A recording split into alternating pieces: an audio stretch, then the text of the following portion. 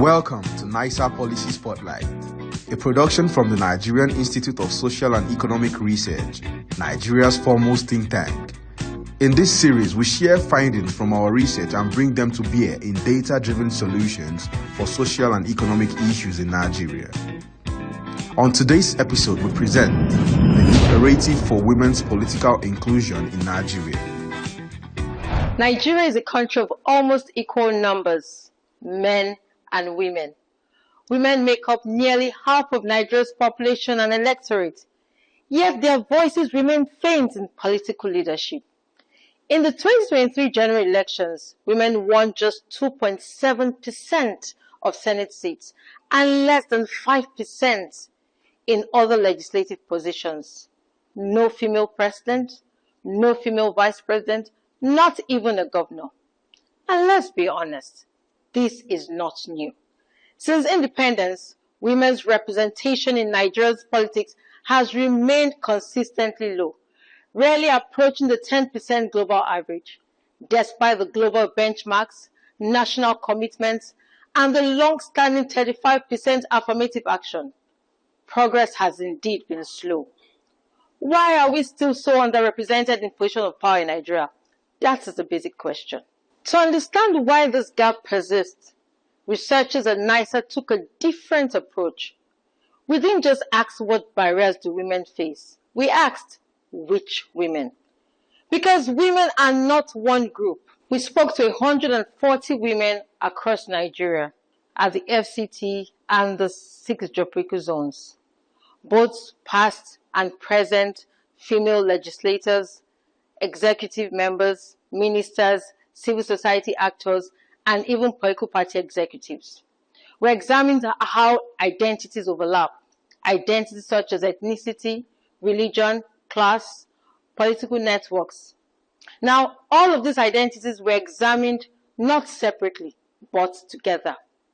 And what we found changes the entire conversation. Barriers don't exist on their own. They overlap, they reinforce each other, and sometimes they shift depending on where you are.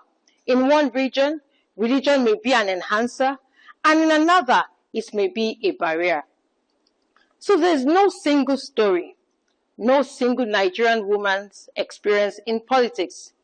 Instead, what we see are layers of identity, working differently in different places.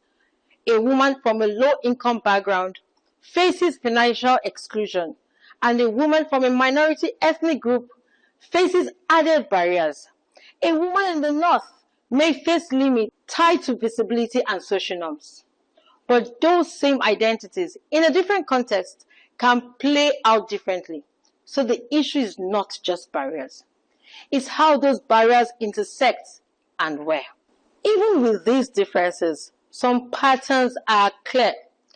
Politics in Nigeria is still shaped by patriarchy, where leadership is seen as male. It is also expensive, and many women are priced out before they even begin. There is also violence and intimidation, both physical and online, pushing women out of the process. And within the political parties, the gatekeepers, women are often excluded at the most critical stages. But again, these barriers are not the same for everyone. Then why does this inclusion matter? When women lead, Nigeria wins. We have seen transformative leadership from figures like Dr. Ngozi Okonjo-Iweala, Professor Dora Akunyili, and Professor Taye Simbin, driving reforms, strengthening institutions, and delivering real impact. And the global evidence is clear. A rise in women's representation is linked to stronger economies, better human development, and more durable peace, and improved health, and of course, education outcomes. So this is not just about fairness. It's a democratic and development imperative. In closing, if the problem is layered, then the solution must be layered too. Nigeria has seen years of advocacy, from calls for gender equality legislation, to demands for affirmative action, to proposal for increased seats for women. But advocacy must now become action. What we need is 1. Institutional accountability. through legally binding quotas of 35% to 50% to ensure representation is not symbolic but real. 2. Targeted financial support, including campaign funding and mentorship, especially for women from low-income backgrounds. The third, stronger protection systems to address political violence in all its forms. And finally, region-specific strategies. From our findings, we observed that an enabler to one's political participation could also be a barrier. Hence, it is important that solutions must be region-specific because enhancing women's political participation is essential for Nigeria's development and legitimacy of our democracy. It is time to move from aspiration to action. Let's build Nigeria, a Nigeria where every voice counts. Thank you for watching this episode. To support what we do at NISER, kindly like this video, share with your networks, and subscribe to this channel.